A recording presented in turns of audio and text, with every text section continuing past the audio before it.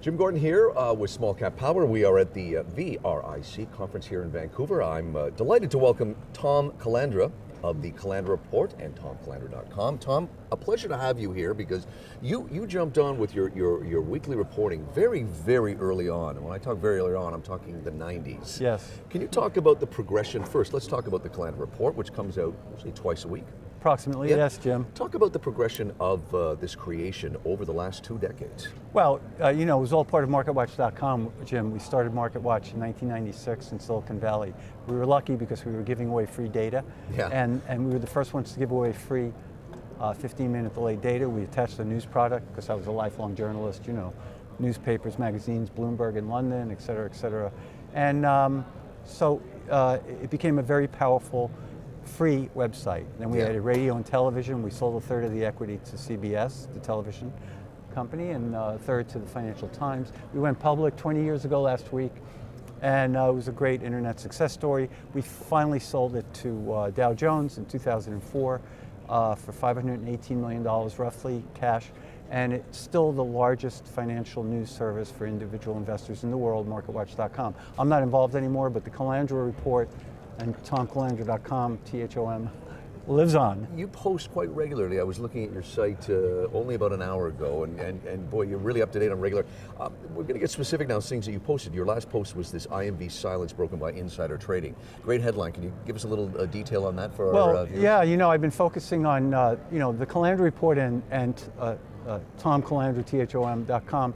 It's all one thing, and it's for paying subscribers. So all of the material is password protected or private reports. Yeah. People pay, I don't know, I have quite a few subscribers, but they pay as much as $249 a year. Now, the Halifax connection has been very profitable for me as an investor and as a researcher because there's a couple of very smart people, including one guy at Torrent Capital, Wade Daw, who was an original founder of IMV, the former immunovaccine in Halifax. And IMV is a immunotherapy company, right? They have this thing called DPX Survivac right now for ovarian cancer, for lymphoma, and for a basket trial across at least 4 or 5 cancer indications. And that's been terrific in a very crowded immunotherapy field. I mean, I'd have to say that my position in IMV on the Toronto and also on NASDAQ, or I should say my family, my wife and I and the kids, we own almost $1 million worth of the stock now.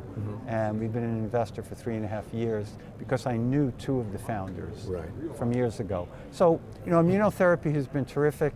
It's not mining, which is a big positive in some people's eyes. I mean, I think that, the fact that I've always made most of my money in biotech or technology, right? So I mean, mining is not easy, but immunotherapy, if you happen to have the right technology, I think IMV does. But remains to be seen. More data, more patient data coming out, phase 2 trials, FDA informational status for its breakthrough application. Hopefully, we should see that in the next few weeks. One hopes. It can be very rewarding, but also, Jim, as you know, it can bankrupt you too. Oh, so no, certainly, yeah. It's not you got to pick the right guarantee. Thank you very much, Tom. It's Thom Calandra. He is the author, the man behind, and going way back to the early days of online and internet of the Calandra Report, Calandra.com. We should say Tom is T-H-O-M. ThomCalandra.com. He's a writer, speaker, editor, and investor, and we're happy to have had him here today. Thank you, Tom. Well, Pleasure talking Jim, with you. thank you.